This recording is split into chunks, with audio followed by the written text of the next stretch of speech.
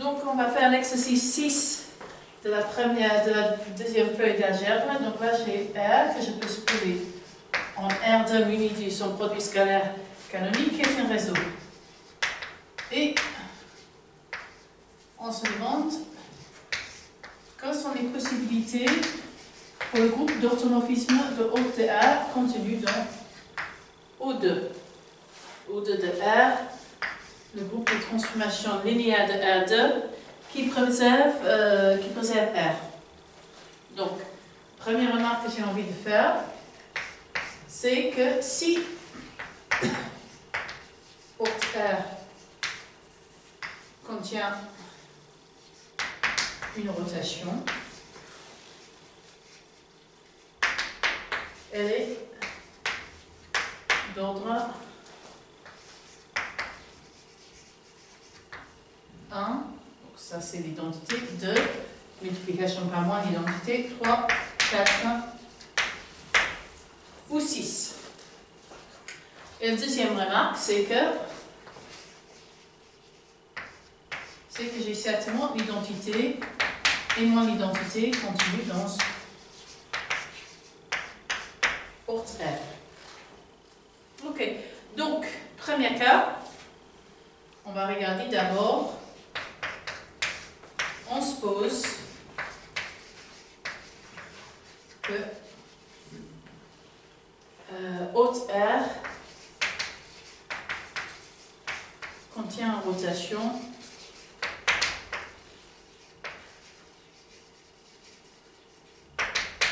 d'ordre strictement plus grand que 2. Donc on sait qu'il y a toujours une rotation d'ordre 1 et une rotation d'ordre 2, et on suppose qu'il y a une rotation d'ordre plus grand. Et on va voir qu'il y a essentiellement seulement 2 réseaux qui admettent de telles rotations.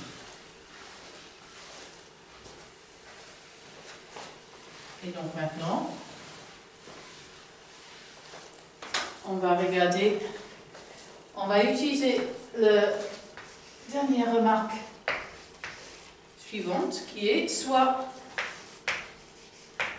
L un losange, ok, donc une parallélépipède avec 4 côtés de la même longueur, alors, donc je vais appeler les côtés A, B, C et D, et cette longueur-là,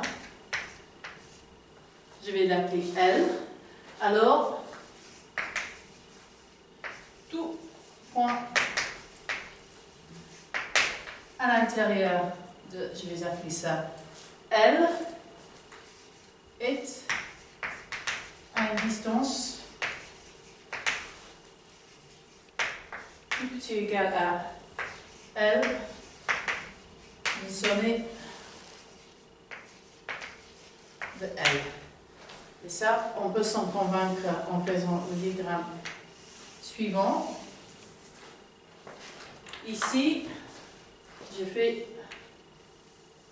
le cercle des choses qui sont à distance L du point ici, c'est B. Donc tous les points qui sont en bleu ici sont à une distance plus petite ou égale à L de B. Et ici, je vais faire le cercle, l'arc de cercle des choses qui sont à distance L de D. Et je vois que entre les deux, j'ai tout qui est couvert. Ok, donc maintenant, on suppose que donc E dans R, un vecteur de longueur minimale. Donc je suis en train de prendre dans R un vecteur qui est le plus petit possible. On suppose que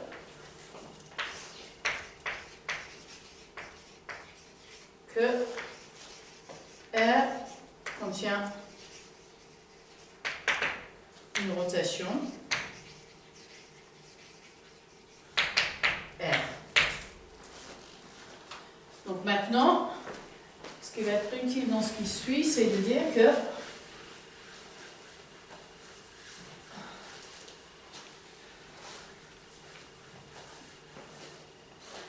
si R n'est pas d'ordre 1 ou 2, ce qui implique que E et R de E sont linéairement indépendants, alors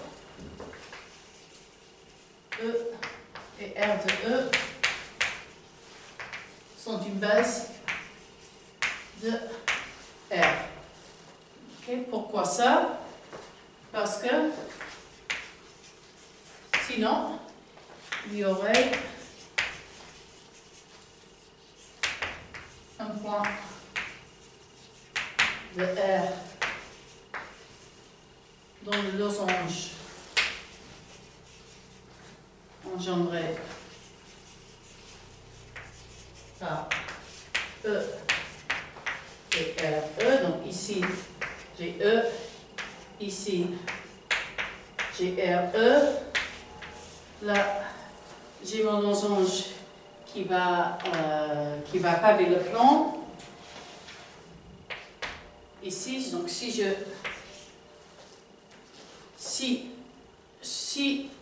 le réseau engendré par E et R, c'est pas tout le réseau, alors je peux construire un point du réseau qui n'a ce losange et qui n'a pas un point.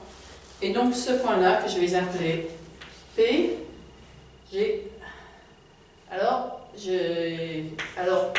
le P qui est dans R tel que P est dans L et P n'est pas égal à A, B, C et D qui vont être les points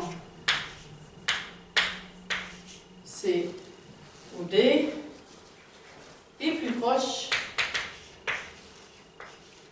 que norme de E à A, B, C ou D. Donc on peut se poser, sans perdre de généralité, que c'est A qui est le plus proche, que l'ensemble A moins P est strictement plus petit que voilà, de E. Mais alors, je vais avoir que P est strictement plus petit que E. Alors, je vais avoir que 1 moins P est dans R avec 1 moins P strictement plus petit que le nombre de E, ce qui contredit le fait que j'avais pris le vecteur E minimal. Ok. Ensuite,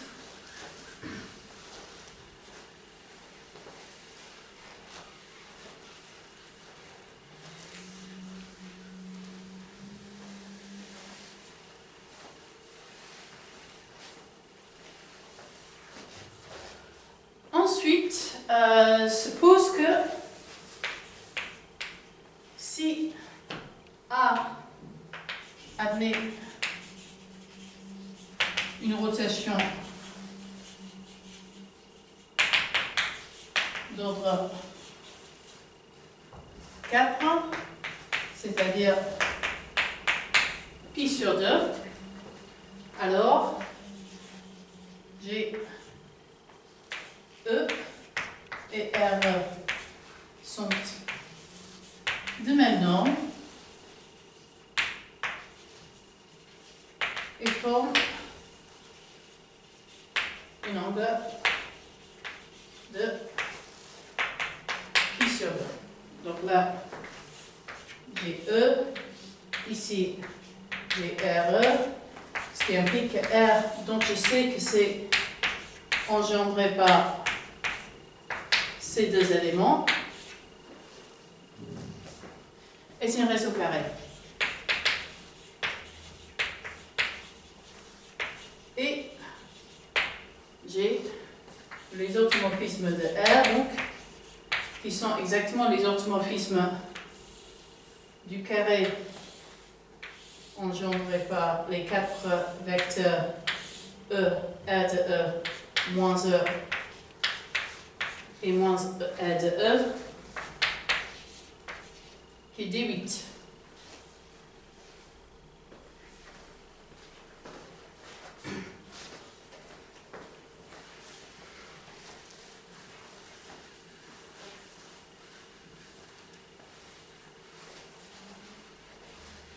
Maintenant, si R admet une rotation, donc 6, ça m'implique que R est engendré par E et RE qui sont de même norme avec un angle pi sur 3.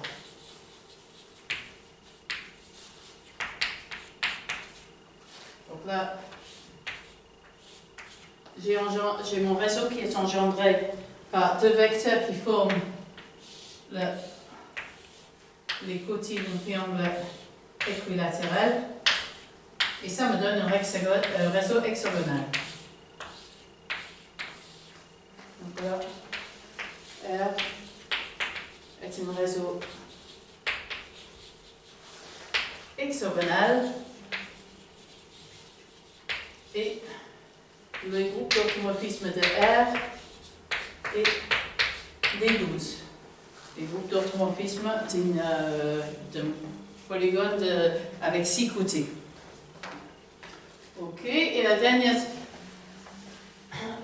chose qu'on peut faire,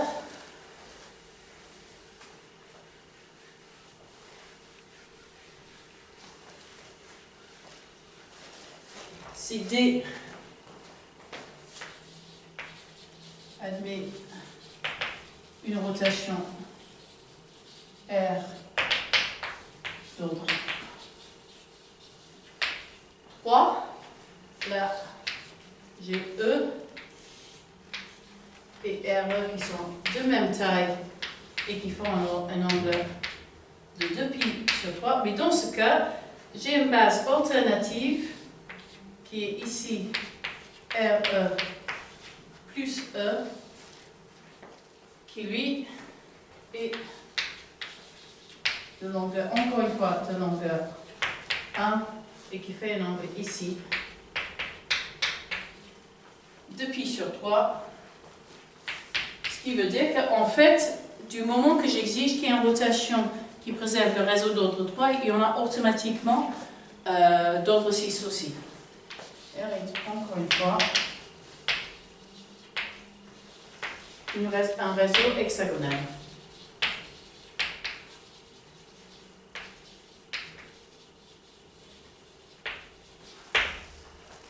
Ok, donc ça traite le cas où il y a une rotation qui n'est pas une rotation de pi ou de pi. Dans ce cas, il n'y a que 2 réseaux possibles qui sont le réseau hexagonal et le réseau carré. L'autre cas à traiter, c'est quand il n'y a pas d'autre rotation.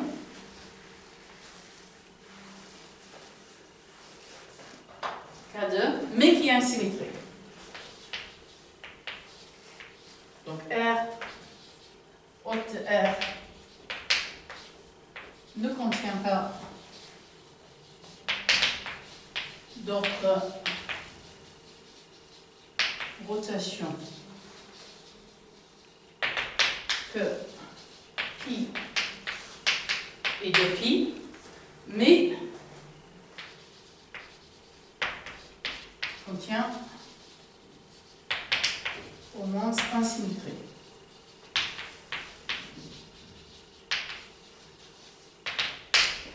Et je vais faire une première remarque, c'est que le produit de 2 symétries est une rotation. Remarque, si j'ai 2 droites D1 et D2 qui font un angle de θ, alors la symétrie dans D1 multipliée par la symétrie en D2 est une rotation d'ordre d'angle, pardon, de θ. Et donc en particulier, si porte R contient SD2 et SD1, je dois avoir l'angle entre D1 et D2 qui est égal à pi sur 2. Ça c'est en faisant l'hypothèse, bien évidemment, que je suis dans un groupe de orthomorphisme qui ne contient pas d'autre rotation que pi sur 2, 2 sur pi. Ok. Donc en particulier,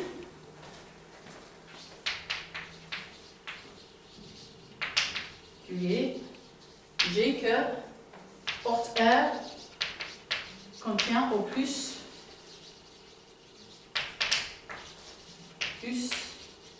de rotation, puisqu'il est impossible de mettre 3 droites dans le plan de sorte que tous les 3 soient orthogonaux.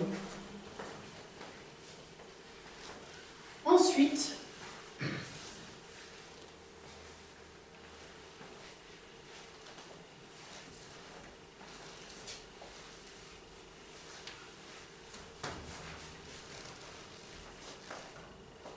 si le groupe d'orthomorphisme haute R contient SD, qui est la symétrie dans une droite D,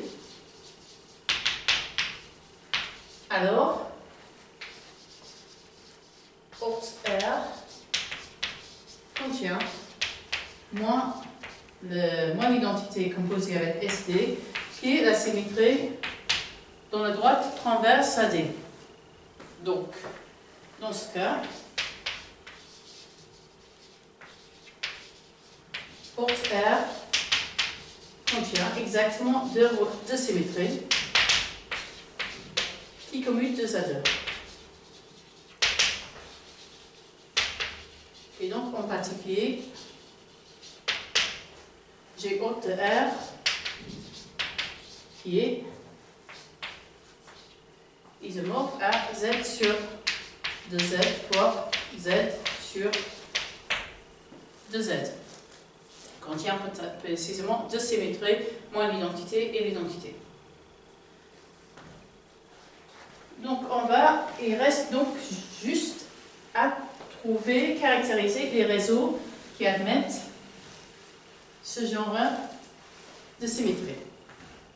Donc encore une fois, E va être un vecteur minimal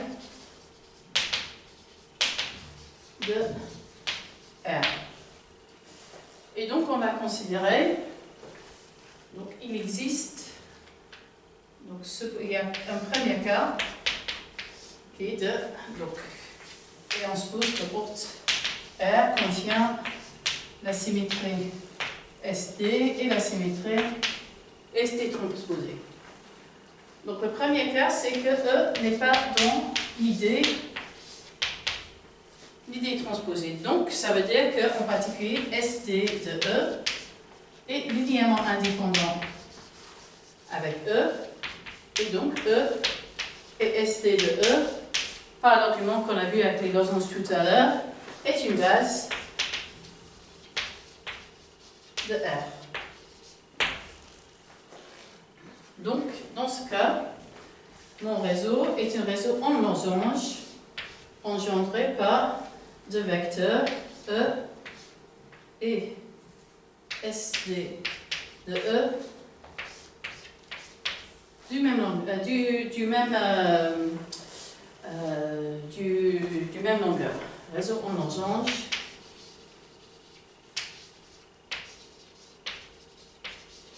engendré par deux vecteurs du même longueur.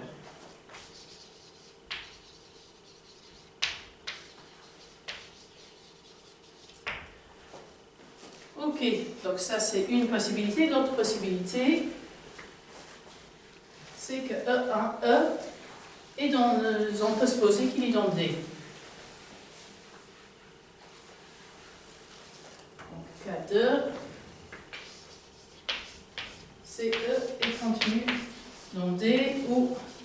E est continu dans D transposé, et on peut supposer que E est continu dans D.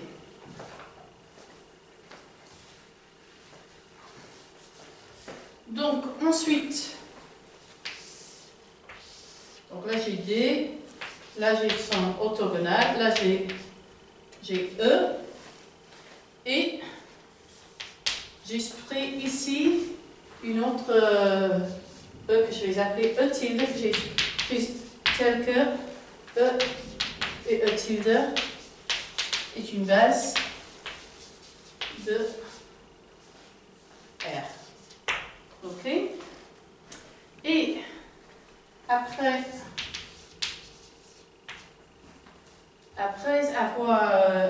avoir modifié, échangé, remplacé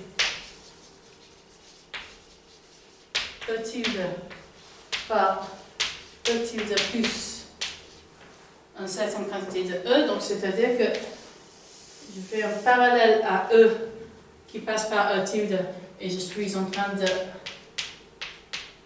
regarder toutes les translations de E tilde par E, et je peux supposer que la projection sur E de E tilde est continue donc entre moins 1,5 de E et 1,5 de E. Ok. Mais j'ai également, donc E tilde, je vais l'écrire comme étant quelque chose E' ici, qui est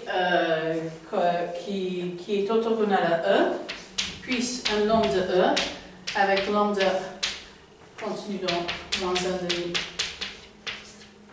et 1,5. Et j'ai aussi que SD de E tilde, qui est donc égal à moins E' plus lambda E, doit être égal à moins E tilde plus un entier fois E, puisque ceci est supposé dans R, puisque j'ai supposé que la symétrie par rapport à D est un orthomorphisme de R. Donc ça, c'est A doit être dans Z. Donc ça me dit que j'ai 2 lambda E est égal à A fois E avec A dans Z. Et donc lambda est égal à 1,5 ou 0. Donc j'ai deux possibilités. Soit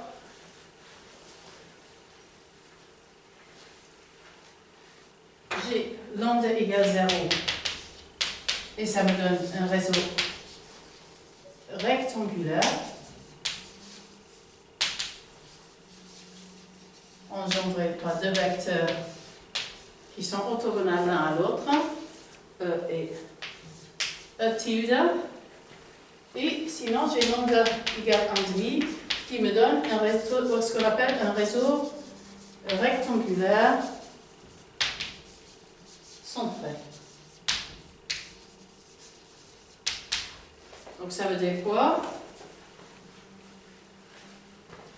Ça veut dire que j'ai un réseau rectangulaire qui est donné par E, et je vais prendre 2 E tilde moins E qui est orthogonal à E, et dans ce réseau rectangulaire, je vais ajouter les centres de tous les réseaux, de tous les rectangles.